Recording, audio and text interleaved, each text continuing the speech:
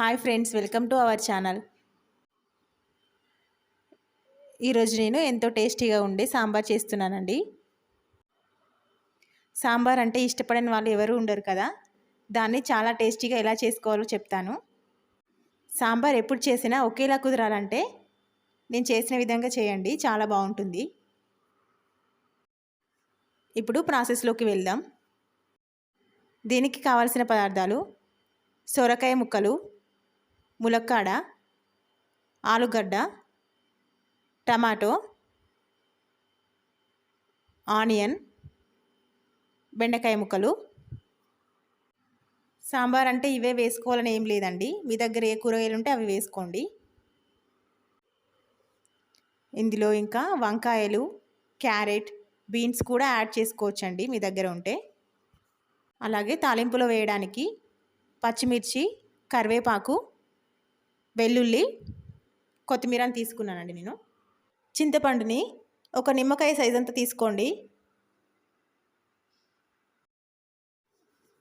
కందిపప్పుని కప్పులో సగం వరకు తీసుకోండి. ఇందులో కొద్దిగా పసుపు వేసి మెత్తగా ఉడికించి పక్కన పెట్టుకోండి.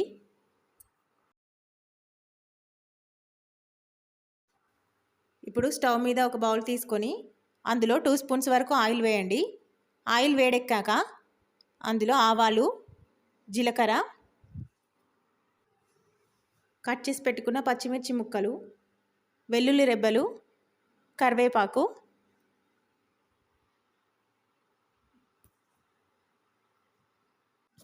కొద్దిగా 2 రెమ్మల వరకు పువ్వు వేయండి.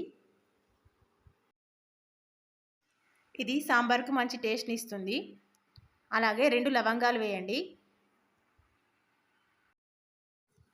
పోపుని ఒకసారి బాగా కలుపుకున్నాక ఇందులో కట్ చేసి పెట్టుకున్న ఆనియన్ ముక్కలు వేయండి.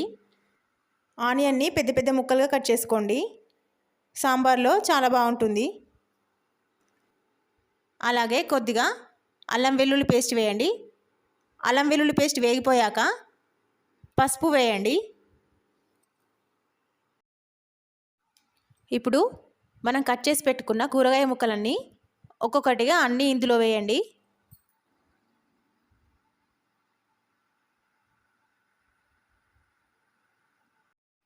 ఒకసారి వీటన్నిటిని బాగా కలుపుకొని ఇందులో రుచికి సరిపడా ఉప్పు వేయండి. ఉప్పు వేసి కలుపుకున్నాక టమాటా ముక్కలు యాడ్ చేయండి. టమాటా ముక్కలు వేసి బాగా కలుపుకున్నాక దీనిపై మూత పెట్టి 5 నిమిషాలు ఉంచండి. కూరగాయలన్నీ బాగా ఉడికిపోతాయి. మంటని లో టు మీడియం ఫ్లేమ్లో ఉంచండి. 5 నిమిషాల తర్వాత మూత తీసి చూసారు కదా, కూరగాయ ముక్కలన్నీ బాగా ఉడికిపోయాయి. ఇప్పుడు ఇందులో రుచికి సరిపడా కారం వేయండి. నేను 2 స్పూన్స్ కారం వేస్తున్నానండి. మనం పోపులో పచ్చిమిర్చి యాడ్ చేసాం కదా, కారం కరెక్ట్గా సరిపోతుంది. కారం వేసుకున్నాక ఒకసారి బాగా కలుపుకోండి. ఇప్పుడు ఇందులో చింతపండు రసం యాడ్ చేయండి.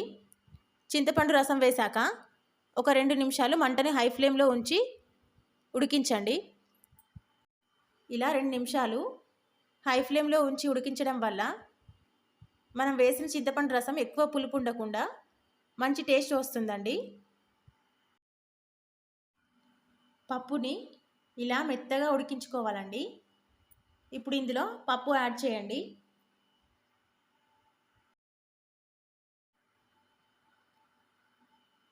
పప్పు వేసి ఒకసారి బాగా కలుపుకున్నాక ఇందులో 2 గ్లాసుల వరకు వాటర్ యాడ్ చేయండి.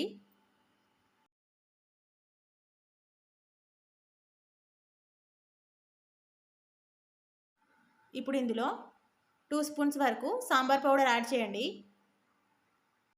సాంబార్ పౌడర్ వేసి బాగా కలుపుకున్నాక మూత పెట్టి ఒక 10 నిమిషాల వరకు ఉడికించండి.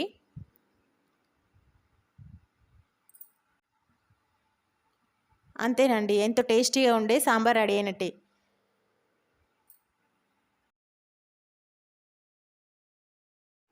పది నిమిషాల తర్వాత చూసారు కదా, సాంబార్ బాగా ఉడికిపోతుంది. దీనిపై కొత్తిమీర చల్లుకొని సర్వ్ చేసుకోండి. ఇది చాలా టేస్టీగా ఉంటుందండి. రైస్లోకైనా, ఇడ్లీలోకైనా, వడలోకైనా తినొచ్చు. మీరు కూడా ఈ పద్ధతిలో ఒకసారి ట్రై చేసి చూడండి, చాలా టేస్టీగా ఉంటుంది. ఈ వీడియో మీకు నచ్చినట్లయితే లైక్ చేయండి, షేర్ చేయండి, అలాగే నా ఛానల్ని సబ్స్క్రైబ్ చేయండి. కమెంట్ చేయడం మాత్రం మర్చిపోకండి. Thank you for watching.